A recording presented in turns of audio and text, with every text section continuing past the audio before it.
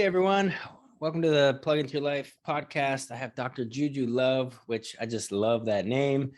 And Dr. Juju has a lot of cool experiences and passions and serving other people. But we're really interested here on talking about transformation and spiritual awakenings and healing and all these different modalities wrapped around this space.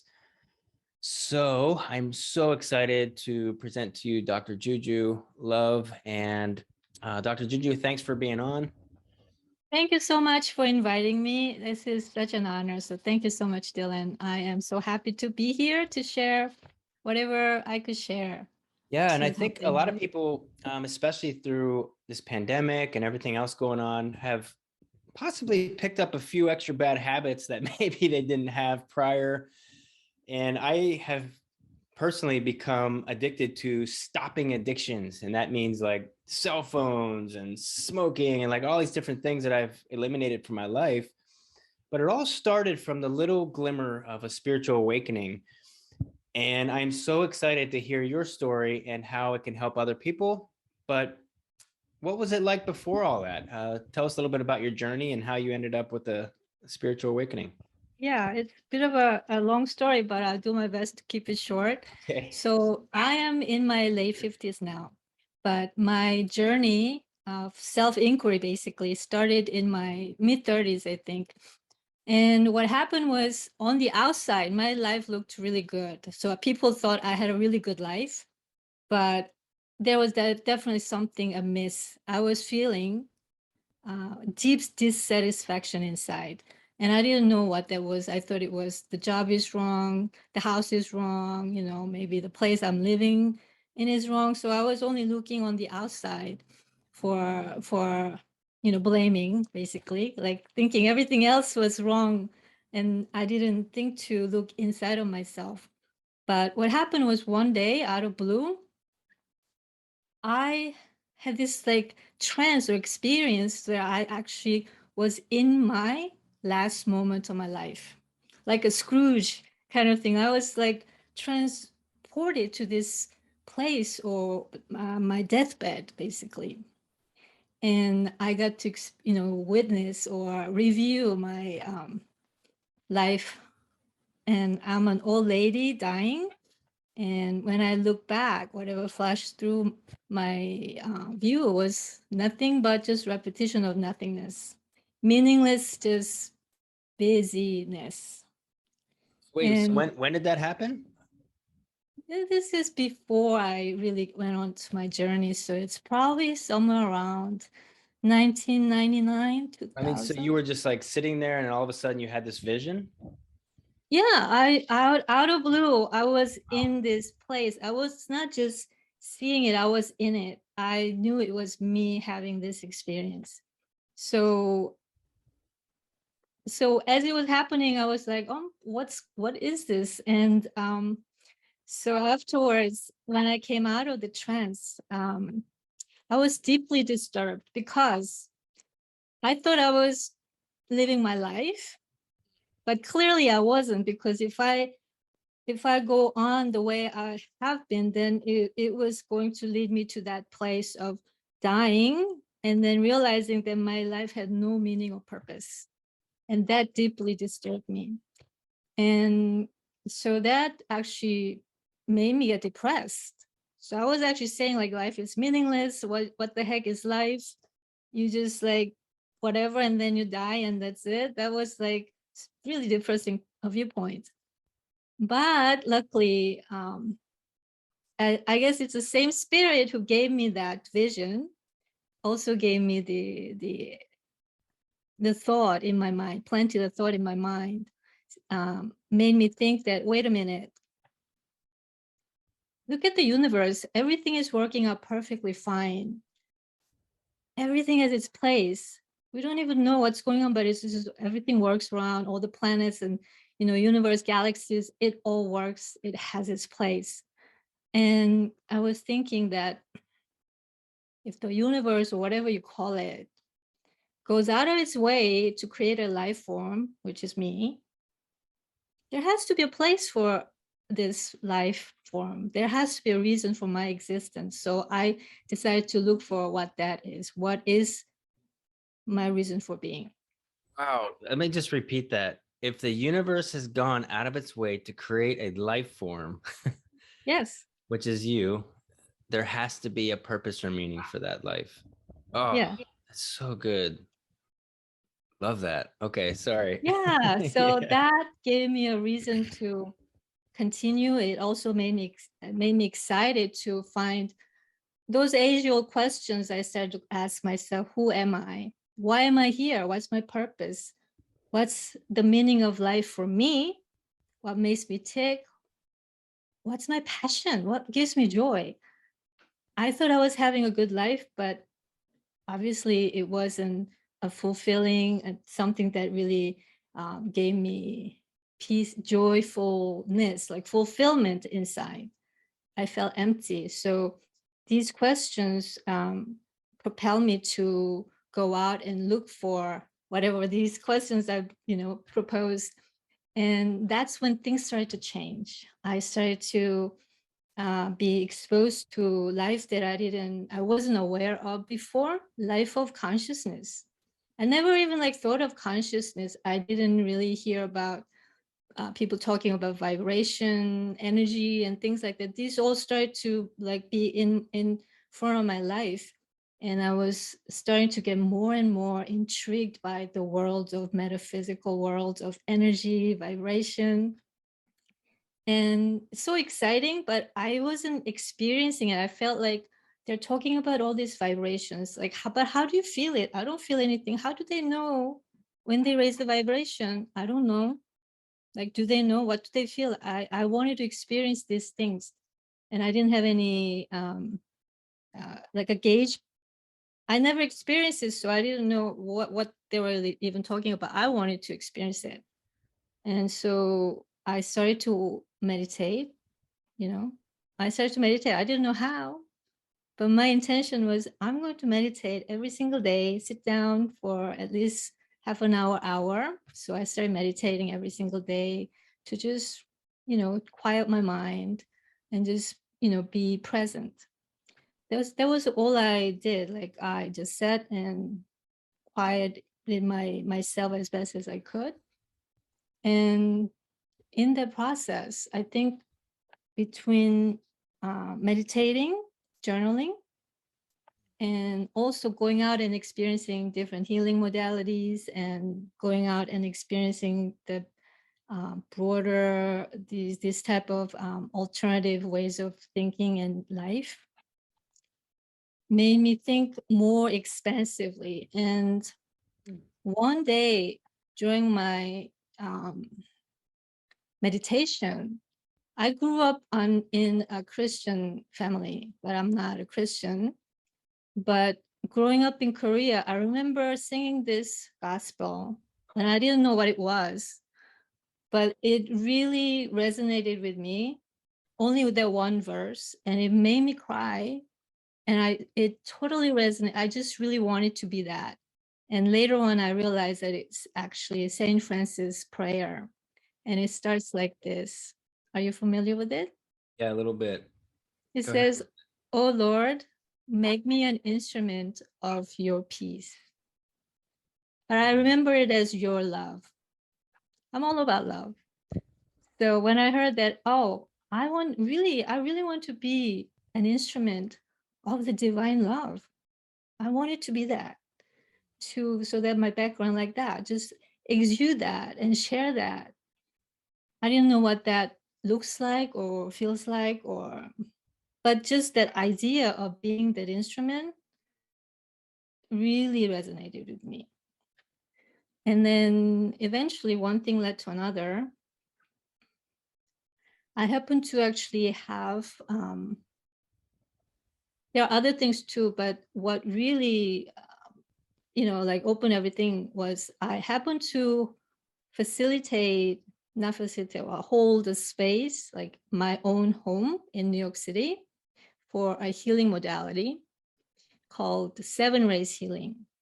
And preceding that, I was getting all these signs of numbers. I was familiar with numbers having vibrations, everything having vibrations. And that day I saw all what they call master numbers, which is double digit, 11, 22, like that. I saw all by 44, but I was still excited, like, oh, I saw all these numbers. And I was on the phone with my sister because she's the one who wanted to have this event at my home because the guy lost the venue. And I was talking to her and I said, I don't know what's going on, but I'm seeing all these numbers today, but I haven't seen 44 yet. And as I was saying that, I'm looking out the window and this guy across on the other side of our apartment complex climbs out of the window to the fire escape, turns around to clean his window, and on his shirt back, guess what it says on the back? That's so cool. 44. So I knew something was up. I didn't know what, but I just felt really good. And then once the healing, the workshop started, I felt like I was possessed, actually. I felt like something was going on, something happening. I didn't resist. I felt like, probably I look kind of crazy, possessed, or I don't know what. I look weird, but it felt good to me. So I allowed that to happen. But I was also conscious to participate. And it's during that time I got to experience the energy exchange between my sister and the guy who was leading. And I didn't even know that's what I was doing, but afterwards I realized. It was during that time that I actually experienced this energy download. Yeah. It's not really a download. I don't know exactly how to explain it, but first I had that poured through my crown, through my body. It was so strong, it knocked me off the chair. I was crying like crazy, wailing. I was so sad. I don't think I've ever experienced sadness, grief to that extent. Like, it's beyond description. So we took a little break and then we resumed and did, back on the question and answer. Same thing happened. Like, I was having this energy percolating on the top of my head and it came through. And this time again, I was off the chair, but this time it was beyond ecstatic joy. I was laughing so hard. I was crying. Everything was everything was coming out of all my orifices, tears, snots, spits, like, so happy. So that's So, what awakened me. And I see that experience as the day when my spirit finally actually descended into my body. Because before that, I was an aloof person. I avoided being close. I avoided experiencing life, feeling things. So that experience put me into like a fullness of who I am. And from that day on, my healing gifts, my sensitivities, intuition just like blossom like crazy. And the healing thing happened not because I knew how, but universe gives you that opportunity. so let me just ask a couple questions around that. I too have felt that I used to describe it like somebody took a cup of just energetic love and just poured it from the top of my head, and you can just feel it just enter into your body. But prior to that, what do you think invoked that sense? Because I think a lot of people are like, oh, I want this spiritual awakening. I want this, I want that. But it sounds like in your story, though, it started from maybe just a curiosity. Like, where do you think that experience, like if you traced it back into the event leading up to it, like what do you think really started that? Curiosity, yes. Curiosity, definitely. I say it's a deep desire.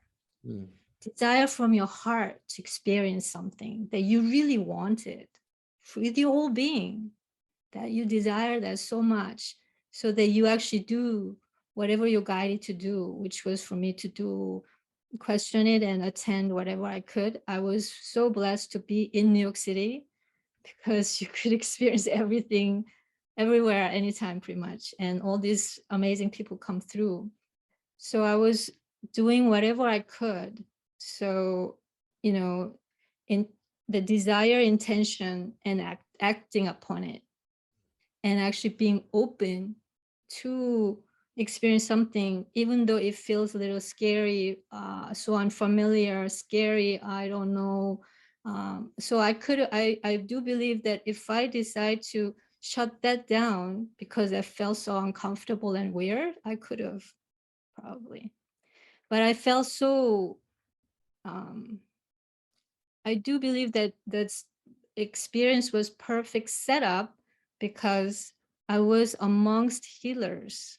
Mm. So even though I wasn't one of them, I felt like I wasn't one of them, but I felt safe to be in their space, play in that space that they created, because whether it was true or not, I felt that I wasn't going to be judged for whatever I'm experiencing, whatever the things that I'm exhibiting.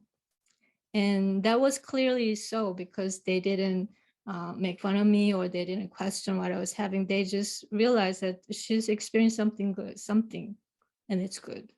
I think that's so important that you just brought that up about feeling that shame or guilt or judgment towards other people. And I think a lot of people get trapped.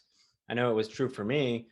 I felt almost like trapped in this bubble of I can't express myself the way I really want to because it wasn't familiar to me. I Exactly. wasn't, I hadn't already like stepped into that. So based on the people in my life at that moment, it was like, well, I'm just gonna project, I'm gonna wear this mask and just kind of fit in with everybody so I don't feel that judgment and stuff. But I think that in itself goes way back into like school. Like you wanted to fit in, you wanted to be cool, and like you develop this habit of being accepted, I think. And then all of a sudden you grow up and you're like, and like you described, like that inner feeling of like, oh, there's just something not right. And you also brought up you had the experience where you were kind of projected into like your older self, where you were an old woman, and you just felt like all these emotions around that. And I used to live in a retirement community and for many years, and every day I drove past, I would see these older men, like probably in their 80s or late 70s, where they were sitting there every day. Every day they were sitting there on the porch. And I remember just driving past them thinking like this immense like dread. Like I had the house, I had the business, I had like all this little perfect life that you grow up believing that you need to have to be happy. But I wasn't happy. And it was like every day I saw them, I'm like, oh my God, like that's gonna be me, like years later, the same thing over and over again. And it scared the crap out of me. And yeah, so I've had that same epiphany where like, I don't want to do that. you know? Yeah, that's so good, because I believe that people get too comfortable, Yeah. and they don't Yeah. question, and forget to, when you're a child, children are very inquisitive most of the times, and we stop being curious. Mm. And because when you're curious, you actually bring new experiences into your life. And I totally agree with you that fitting in. I actually used to say that, oh, I feel like I'm a chameleon. I just fit in. I just kind of change myself to where I am, who I am with. I kind of change me to myself to fit into whatever that group of people I'm hanging out with. So I will change color, I'll change the way I talk, change the way I behave, maybe change the way I even dress, depending on who I'm with, Yeah. so that I feel like I'm part of them. I am one of them, I mean. So that was definitely something that I became aware that that's something I did. And then another thing that I realized afterwards, that I became, so before I was really living a life of unconscious, not paying attention to what I'm doing, how I'm behaving truly. And so that chameleon thing was one thing I realized that I was doing. Another thing was that my friends were saying, I will say, I don't know, I don't know, I don't know. That was my favorite phrase. So I was like, wow, it's not that I don't know. It was like, what do you call it? Cop out answer, because I didn't want to be responsible for whatever the answer I give. So, yeah. And so I became more and more aware.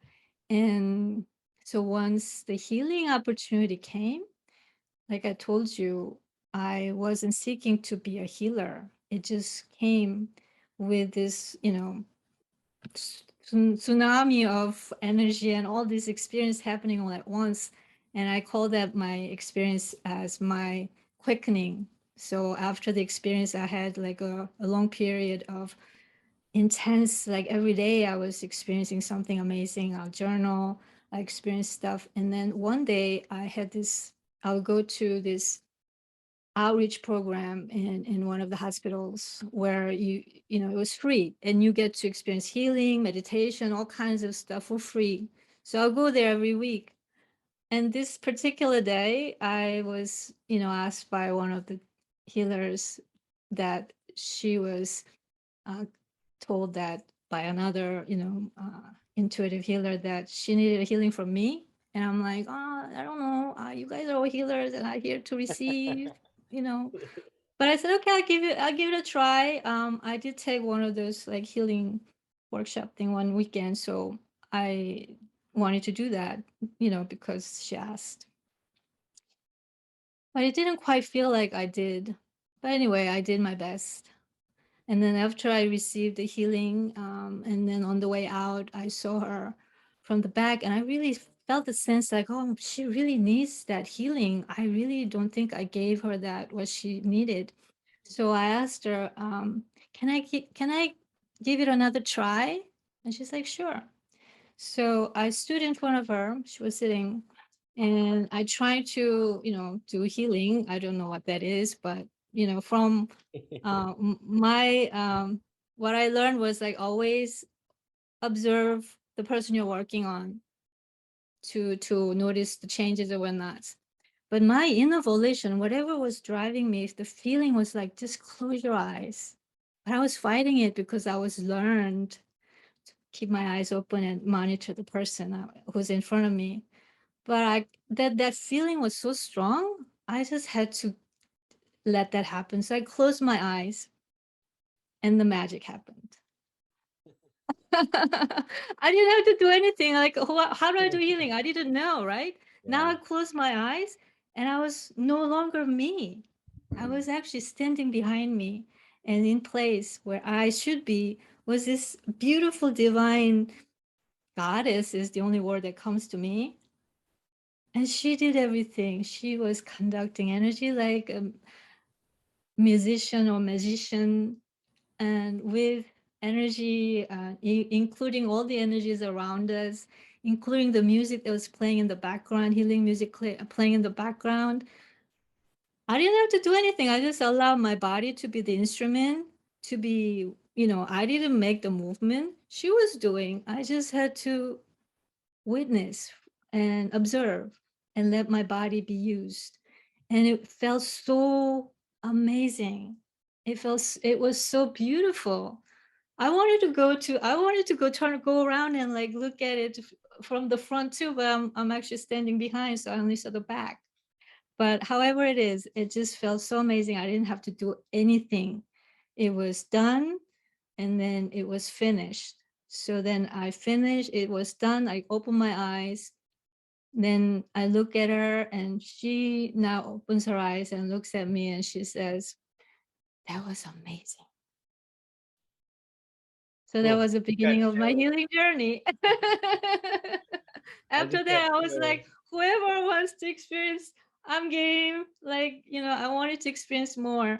And I realized that more and more I did it, that's where my true joy and passion lied, in helping people and me being the instrument of the divine love. and seeing the change and how people change.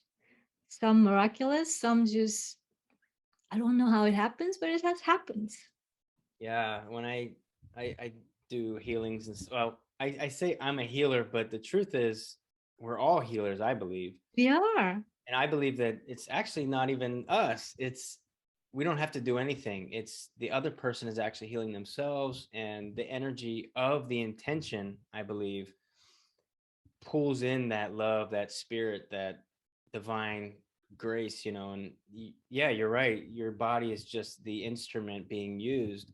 But I think it all comes from that awareness and the intention behind what you want to do. Totally. Oh, so Intention is so powerful. important. And I do believe that it's the other person does the work by being open to receive whatever's happening, that their intention and desire is also in that matching vibration, not just from the mind, like, oh, I want to heal, but Yeah. really true inner desire to want that transformation. And in that process, you become open. And you don't have to be so open for, wide open kind of thing. From my experience, is that you just need a little bit of willingness, little tiny opening lets that energy in and does start to make the magic happen. So yeah, I it think just free will. feels so good. Like Yeah, it feels so good. And I think free will is like the greatest gift, right? But the free will can go, I'm not open to any of that stuff. Or it can be, I had a near death experience. And yeah, when I was with these guides or these spirits or these angels or whatever you choose, words you choose, they told me that they're always with us. But the only key is that you have to ask for help. You have to like want their guidance or their support. And yeah, I think that's so true. I think yeah, people when they're ready, really cool. yeah, that is so good. So truly believe that it's everything is all there. And like you said, we have to ask. We gotta ask. Even the Bible says, ask, you shall receive, knock on the door. I say the same thing. The my spiritual journey happened, and I received these new things only because I started to question, who am I? Who am I? Like, I didn't know. Who am I? Why am I even here? What, Yeah. I have some answers to my personal answers to those things, but asking those questions and asking the universe, whatever you call it as, I don't have particular name, because to me it's beyond human consciousness, and even worse to describe, undescribable. Yeah, it's I so don't know true. what the right word is. Yeah, So indescribable. It's like the most familiar, unfamiliar feeling, I believe. yeah. So I use all the terms. I use words like God. I use source, vibration, cosmos, cosmic, universe, whatever, multiverse, all good to me. So Yeah, all good. Yeah, it's all good. And I've even learned to love and appreciate well, I believe good and bad is just an idea in our mind that we've decided something's good or bad. But totally. I've just loved all of the experiences I've gone through. And I was reading a little bit about what your experiences, and it shows that you've like overcame some things in your life. Now, overcoming some of these challenges, was this an outcome of the spiritual experiences that you've had? And how did you go about choosing to change some of those things in your life? Yes. So so I started, I chose to welcome the healer's journey. And because that I couldn't think of anything give me that much joy and fulfillment, working with people and seeing their transformation. So I'm doing this stuff, but then I started to have all this, like, I was having issues because I have my own problems, but I'm helping other people change, but I'm still having my own problems, and I felt Yeah. like a real hypocrite. I'm like, because I was smoking, and I had also bulimia. So I help people, and then like later in the day, I'm smoking and I'm throwing up, and I I'm like, this just doesn't, yeah, I just felt wrong. Like I felt like I had to do something. Not only that, um, bulimia, actually, I felt like it would kill me because there's some days I would experience and I felt my heart racing, and but I just couldn't stop myself from having that experience.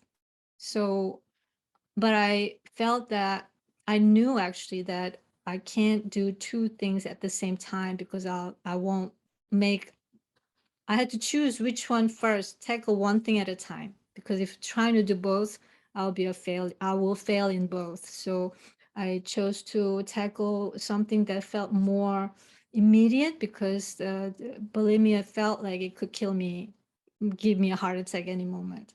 So I just had to, um, have a more deeper journey of what, and there were, experience, there are definitely emotions attached, and there's something to a fact that I don't deserve to have a good, perfectly happy day.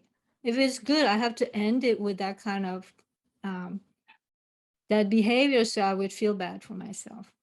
So there are multiple things going on, but there's definitely feeling stopping myself from experiencing good life, feeling good, having a good, completely, perfectly good day. I would just sabotage it.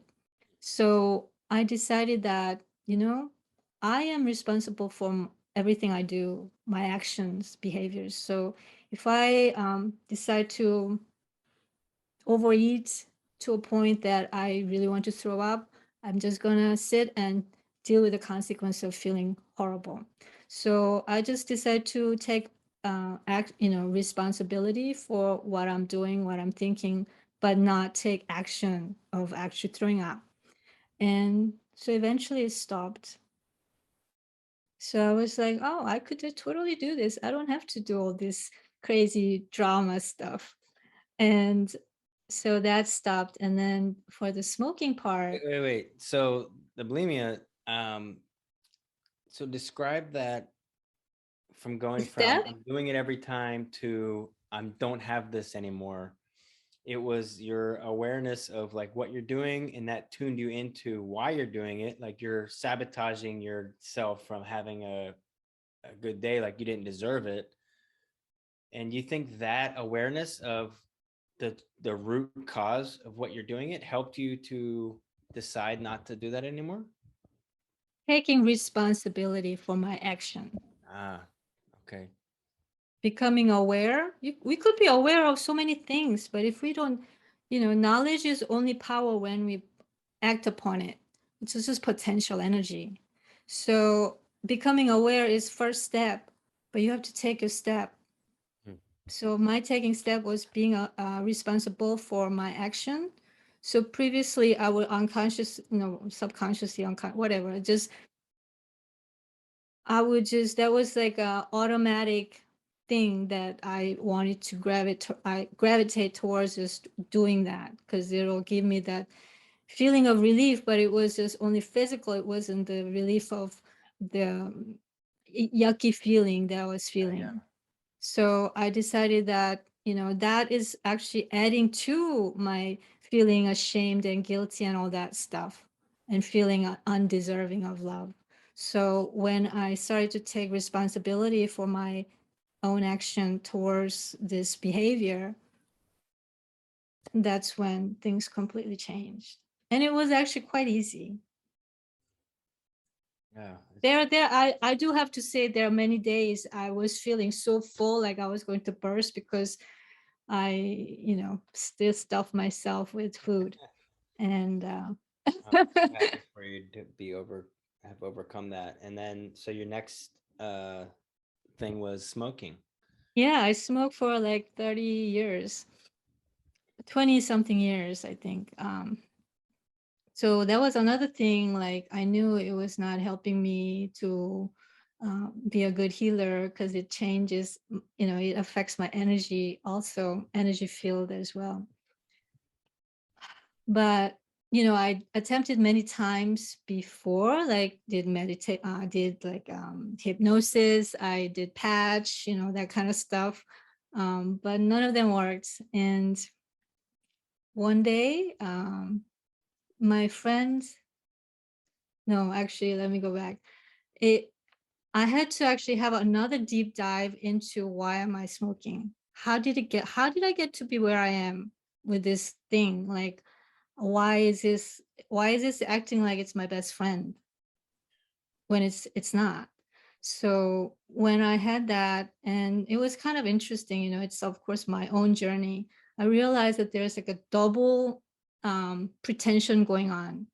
So I smoke, but I wasn't one of those people who are like, oh, I love smoking, and but I was not one of those people. I did my best to look and smell and look, to not appear like a smoker. So I wasn't a proud smoker, closet smoker.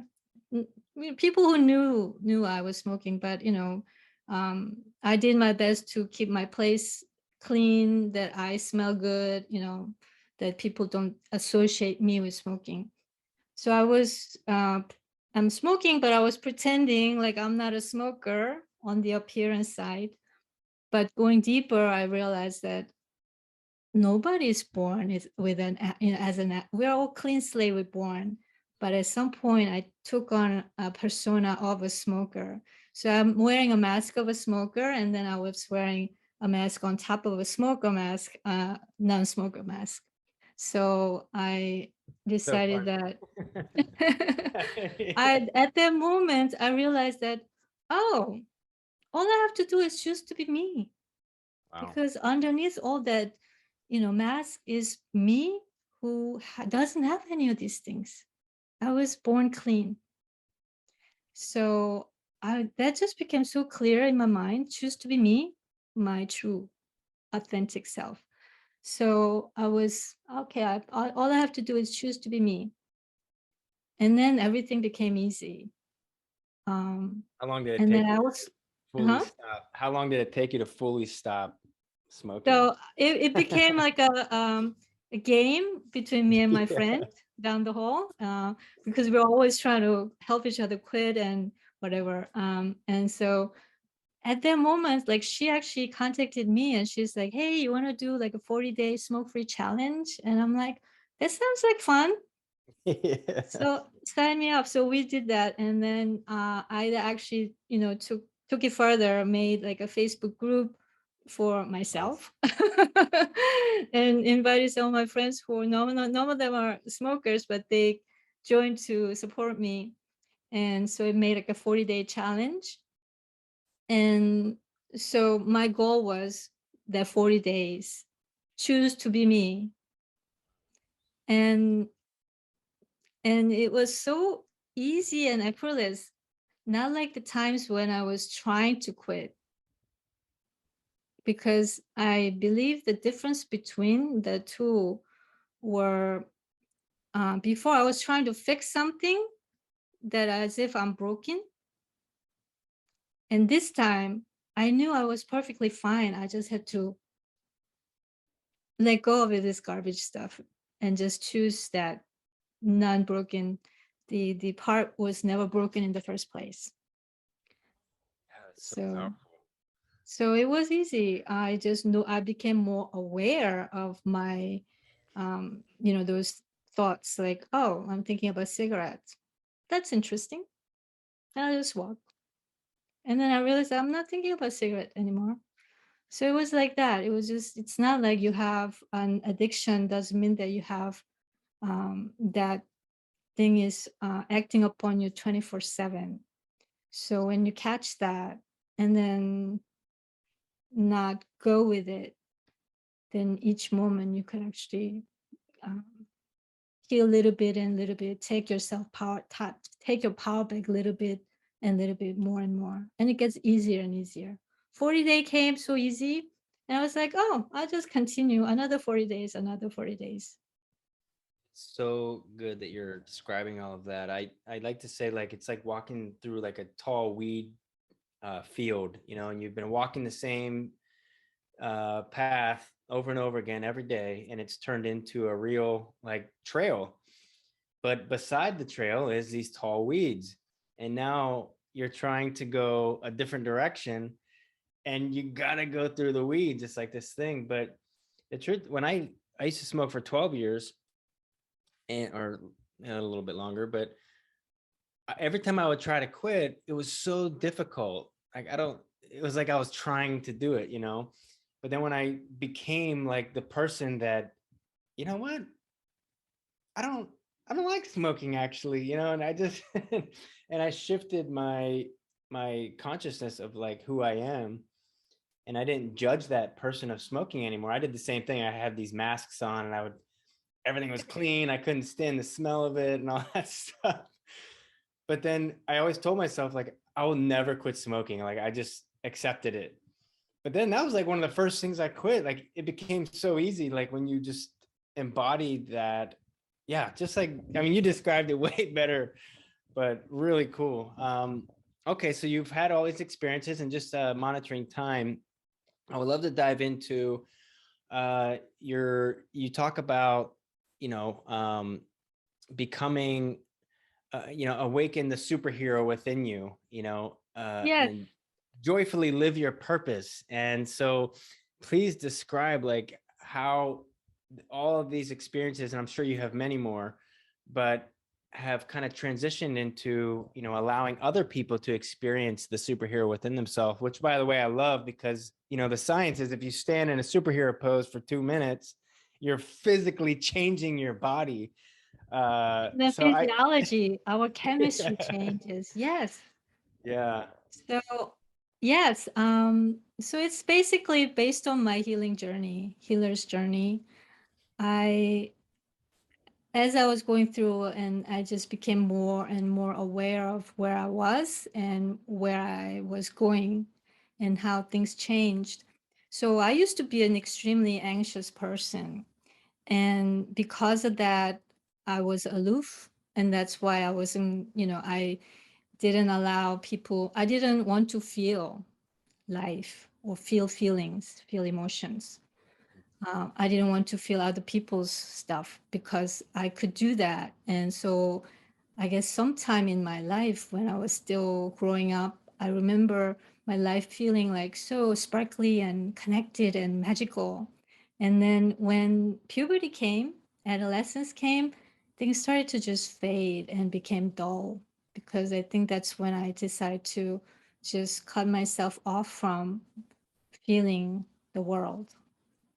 And but it was still like unconsciously um, disconnecting, but it's not like I'm not feeling. So physiologically, I'm still experiencing. So I was extremely anxious. And so I was also having health issues too. And as I was going through this healer's journey and doing healings on people and also becoming a naturopathic doctor, I realized that um, first and foremost, like you said, everybody's a healer. It just hasn't been tapped into or awakened yet. Just like it was there for me, but I, somehow um, dimmed the light. So I wasn't seeing it, I wasn't feeling it or experiencing it myself. So it that spiritual journey, tapping into your soul, your guide, and awakening that aspect of you that is your superhero for yourself. And when you live that, you actually could become a superhero for other people too, in a way, being that a role model, so to speak.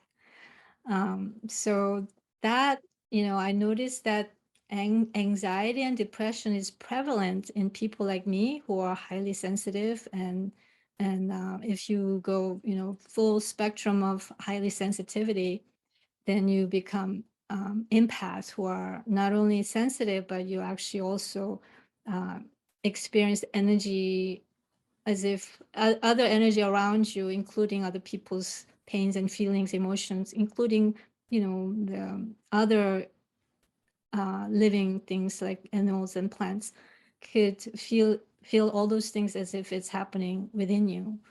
So I really wanted these people who are not, who haven't quite unpacked their gifts yet fully, to understand that they have these enormous gifts that needs to be unpacked and tried on, and get better at using them, so they could really overcome their anxiety, depression, overwhelm, overstimulation. Like, how do we live in this world of constant barrage of stimulation, overstimulation basically, and live joyfully from your heart and feeling grounded, so you could actually feel these feelings without getting knocked off.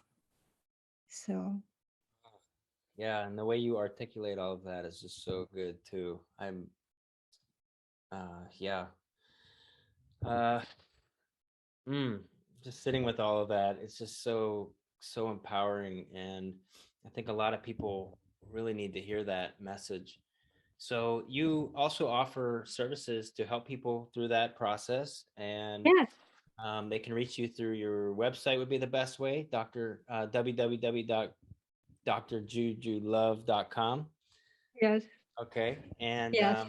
you also have an offer for people. And what's the what are some of the ways that people can contact you, and what is one of your Yeah, so if you go to my website www.drjujulove.com, and then if you go to the contact, or there are other places you could. So if you actually go to contact, you could schedule a session with me, awaken your superhero breakthrough session, and it's on me. It's a gift from me to you. So if you happen to be, if you resonate with what I've been sharing, and if you're going through tough times and really want to tap into your inner source and tap into your soul and live your soulful life, soulful, heartful, purposeful life and joyful life, I would love to, have this session and guide you through whatever I can with you.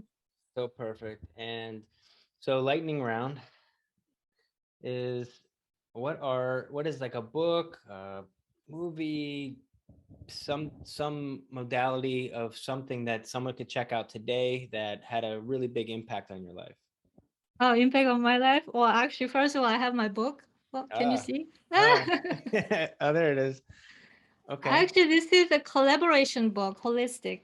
And on my website, there's a download of my chapter that you could actually get and actually share briefly of my healing journey. And so that's, of course, my story. That Yeah. some of the things that I have, boy, I have so many amazing experiences and tools and gifts that the book's too many to mention, um, because I can't say one book. I say the one thing that made the biggest impact in my life is meditation. Yeah, mine And too. you don't have to know how.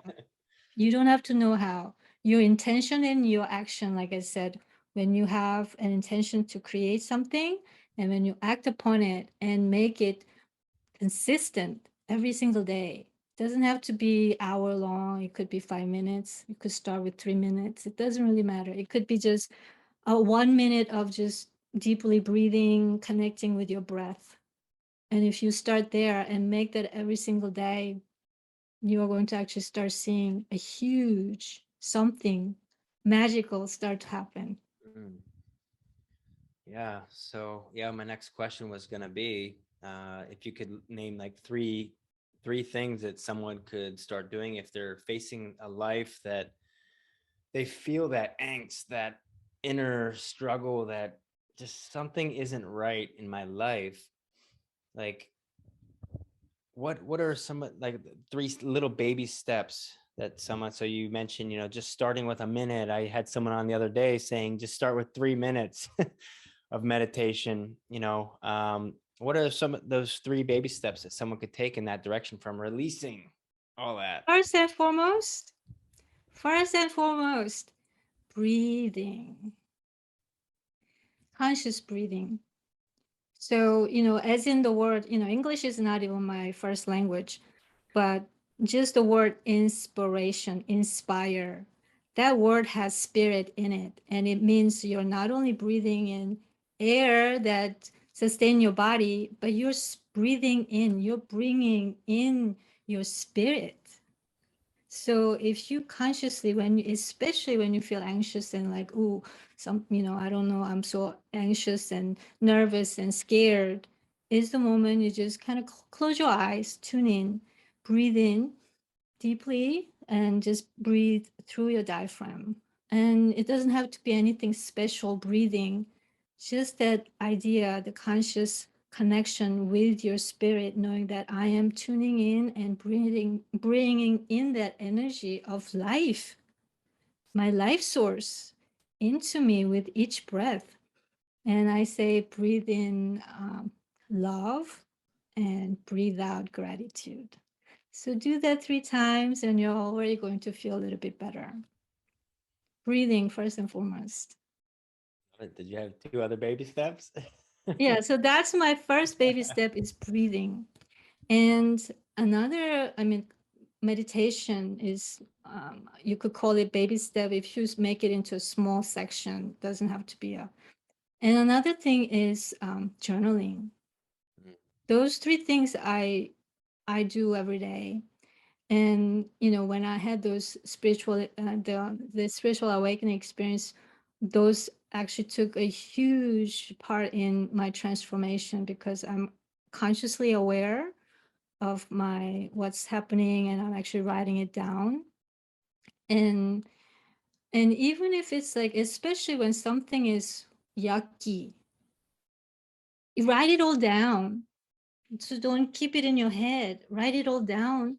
You could burn it or whatever later on, but get it out of your system. So in that process of just transferring the energy from in you through your hand to pen and to another medium, paper.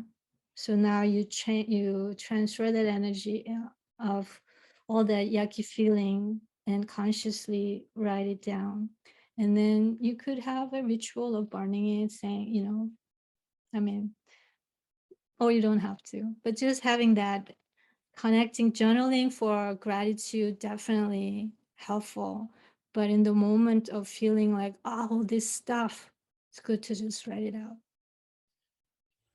Oh, so good. And all 3 of And those I things. just add one. Yeah, please. So that getting it out of your system, like, in my experience, there's some people write nasty email to you, nasty text to you, Mhm.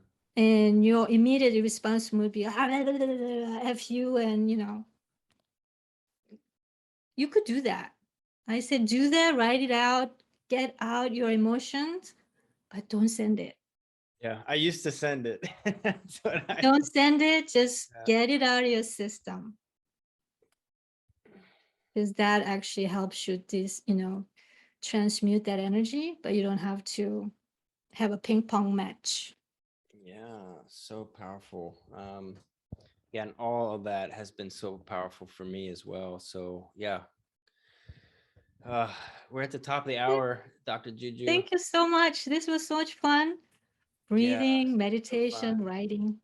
Yeah, we'd love to have you on again to talk like deep dive into even one of these topics. I would love to. I would love to. And yeah, guys, so if you're listening and you are feeling like maybe you are in Groundhog Day in your life, or you're just not stepping into your true self, or you're questioning like, who am I? Check out Dr. Juju Love's website. We'll put all the links down below so you can connect, or please comment down below if anything resonated with you, or if you want to hear more about something, and we will plug into your life. So, all right, Love thanks for it. being Plug on. into your life. Thank you Yeah, so much. thank you guys. Bye.